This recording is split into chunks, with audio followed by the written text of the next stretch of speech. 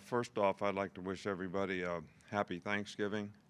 I think this is a wonderful holiday for all of us to have gratitude for all that we have. I know we spend a lot of time thinking about the things that we don't have or the things that we want, um, but sometimes we got to reflect on all the things that we have: our health, our happiness, our family, the relationships that we have.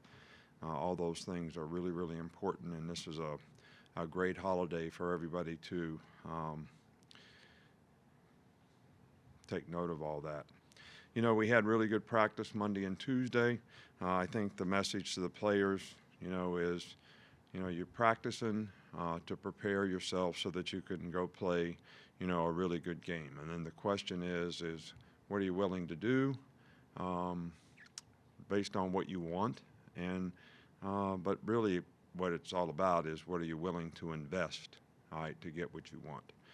Invest in yourself, as a player, create value for yourself, invest in your team, how you finish the season, the kind of goals and aspirations that we have as a team, and how much does that mean to you, and what are you willing to invest to be able to try to get that. So, um, I think a lot of it has to do with mindset and having the right mindset about what you do on a daily basis so you can prepare to do that.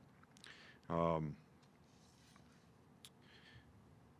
I don't really have anything. Raekwon has been able to practice. Phil Mathis and Henry Ruggs have been able to practice. DJ Dale is probably still a little bit questionable in terms of what he can and can't do. Tomorrow we just move everything up an hour, so we get finished with practice an hour earlier, and the players can, go someplace either with their family if that's possible, or, a lot of players come to my house. I think we had 30 players at my house last year, um, and they go to the coaches' houses, but we make sure everybody's got somewhere to have, a great Thanksgiving dinner, and then we'll have a team Thanksgiving dinner here on Thursday at noon, when we sort of get on Friday when we, get back to getting ready to go to Auburn. With this being Mac's first true road game in a place like Auburn, how important is it for him to stay both calm and confident when and if adversity does hit in the game? Well, I don't think there's any question about that. I think, high anxiety is not going to help your performance any. Uh, Staying in the right place, being confident, and that comes with good preparation.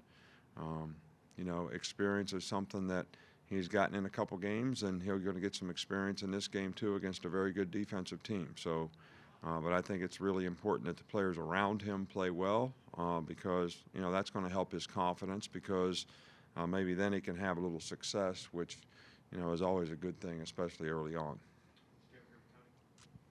Auburn's been, sorry. Auburn's been very successful in the red zone. What have you seen that's allowed them to do that, and how do you kind of stop them? Offensively, yeah. Well, they do a really good job of running the ball, and they use Wildcat and a lot of different other formations. And I think teams that can run the ball effectively, are very difficult to stop in the red zone. So I think that's one of the things that they've always done really, really well. It's what they believe in. It's what they do.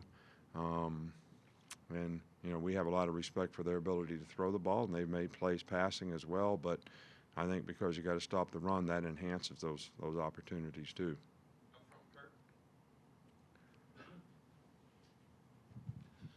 Coach, I wonder what are the pros and cons of using a spy or spies against a mobile quarterback? Using what? Spy. Well, I don't think there's any question that there's some advantage to it. When you rush four guys, they usually have five guys blocking them. If somebody gets out of the rush lane and you have an athletic quarterback, he has a chance to move up. If you can try to fill up the rush lanes and then have somebody that when he does move, that guy's on him, providing that guy's a good enough athlete to get him on the ground, that can be helpful. At least you can disrupt the timing and try to put somebody on him so hopefully he can't run, which is what you're trying to avoid. So I think there are some real advantages to doing that. Now, obviously, you're giving up a rusher, when you do that. So maybe you don't get quite as good a pressure, but it's important that you try to design those things where somebody has a chance to break the pocket, So you at least make the quarterback move off the spot early in the down, so the extra guy becomes a fourth rusher. Hey, Coach. How do you prepare for two very good defensive ends that Auburn have for Derek Brown and Marlon Davison? Well, you know, I mean, those guys are outstanding players. They're hard to block. That's what makes them outstanding players.